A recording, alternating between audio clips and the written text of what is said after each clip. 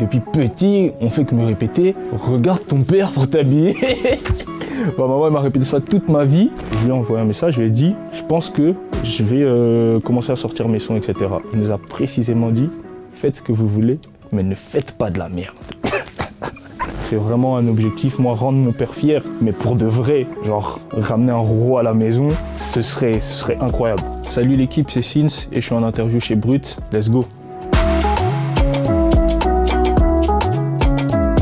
J'ai grandi à Kinshasa, j'ai fait la moitié de ma vie là-bas et je suis arrivé en France en 2015, donc j'avais 12 ans je crois, 12-13 ans. Personnellement, moi je pense que toute mon enfance, je ne me suis pas vraiment rendu compte de l'impact qu'il avait et de qui il était vraiment. C'est vraiment quand j'ai commencé à grandir, vers 2018-2019, et que j'allais à l'école en France, donc dans un cadre totalement différent, et que les gens remarquaient que « Ah oui, c'est ton père », et on m'en parlait, j'étais en mode « Ah ouais, donc jusqu'ici, ça vient jusqu'ici en fait ». Et c'est là que je me suis rendu compte qu'il avait vraiment cet impact sur les gens partout dans le monde. Père star égale un peu absent, etc. Donc je suis le grand frère, je prends un peu les petits sous mon aile, etc. Maman aussi elle est là, mais sinon tout se passe très bien. C'est une famille normale en vrai. Moi j'ai vécu que ça, donc je pense qu'avec le temps on s'y habitue. Après je sais que parfois pour les petites, etc. Peut-être que elles peuvent se poser des questions parce qu'elles sont encore jeunes et qu'elles ne comprennent pas forcément. Mais je pense qu'avec le temps on s'y habitue. Et en vrai, absent, c'est un grand mot. Il essaye d'être là un maximum et ça se voit. Et du coup, moi, je le remercierai toujours pour ça parce qu'il essaye vraiment d'être là un maximum alors qu'il est grave occupé. Donc franchement, chapeau à lui. Hein. C'est quoi les petites habitudes que vous faites ensemble, shopping ou... Non, franchement, il est très occupé, mais franchement, on parle souvent de foot. On parle de musique, on débat sur des choses. Ouais, on a vu telle chose, oui, tel joueur est allé là-bas, c'était un bon choix, c'était un mauvais choix. Et en plus, il y a cette rivalité par rapport au Barça et au Real. Parce que je suis pour le Barça, il est pour le Real. Mais voilà, hein, franchement, tout se passe bien. On est comme deux poteaux en vrai. Il s'est adouci avec le temps, en vrai. Moi, quand j'étais petit, moi j'ai subi, je crois. Il était sévère de ouf, mais après, je pense que tout le monde passe par là. T'es le premier, il y a de grandes attentes. Donc c'est normal qu'il ait été sévère avec moi. Et voilà, il est un peu plus tolérant avec les petits. C'est tout à fait normal, mais franchement, c'est un père sévère, mais il est compréhensif. Donc franchement, c'est carré. En vrai. Tu avais une carrière de footballistique, si je ne me trompe pas. Qu'est-ce qui s'est passé? C'est toi qui as décidé d'arrêter ou est-ce qu'il y a quelque chose qui a fait que... Alors, c'est le moment de rétablir la vérité. J'ai rien arrêté du tout. Parce que cette question, elle revient souvent. On est toujours en plein dedans. C'est juste qu'il y a eu un changement sur mes réseaux sociaux. Je suis passé d'un coup du football à musique. J'ai tout effacé direct et je suis passé à la musique directe. Sans donner vraiment d'explication, alors que certaines personnes avaient certaines attentes. Mais non, on n'a pas du tout arrêté. J'ai pas du tout arrêté. J'ai toujours mon équipe, on est là. J'ai mes agents, on travaille, etc. Et c'est juste que j'ai pris la décision d'utiliser mes réseaux sociaux pour montrer ma musique en gros. J'ai voulu pardonner, on m'a dit laisse tomber. J'ai donné sans compter tout ça pour restaurer. La haine devient trop grande, il faudrait laisser tomber. J'ai tout fait pour qu'on reste en bleu. Il faut savoir que je fais de la musique depuis 2019.